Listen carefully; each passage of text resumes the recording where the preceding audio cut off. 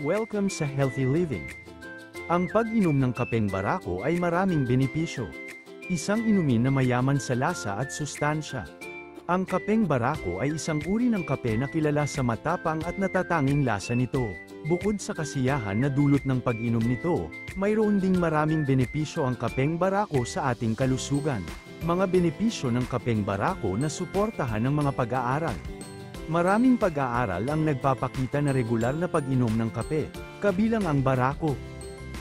Narito ang mga potensyal na benepisyo ng kapeng barako. 1. Mataas na antioxidants. Ang kapeng barako ay mayaman sa mga antioxidants na tumutulong sa paglaban sa mga free radicals sa katawan. Ang mga free radicals ay mga unstable na mga molekula na maaaring makapinsala sa mga selula at maging sanhi ng iba't ibang sakit. 2. Pinabibilis ang metabolism.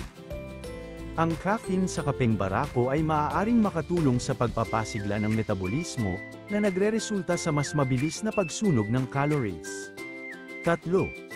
Pinapataas ang energy levels. Ang caffeine ay isang natural stimulant na maaaring makatulong na mapabuti ang mood, mapataas ang pagiging alerto, at mabawasan ang pagkapagod. 4. Pinoprotektahan ang brain. Ang ilang pag-aaral ay nagpapahiwatig na ang regular na pag-inom ng kape ay maaaring makatulong na mabawasan ang panganib ng pagkakaroon ng Alzheimer's disease at iba pang sakit sa utak. 5. Pinapalakas ang immune system.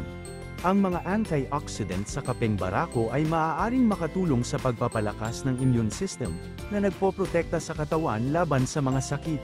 Iba pang potensyal na benepisyo. 1. Pinapataas ang pisikal na performance. Ang caffeine ay maaaring makatulong na mapabuti ang pagganap sa mga pisikal na aktibidad. 2. Pinapaliit ang panganib ng pagkakaroon ng type 2 diabetes. Ang ilang pag-aaral ay nagpapakita na ang mga regular na umiinom ng kape ay may mas mababang panganib na magkaroon ng type 2 diabetes. 3.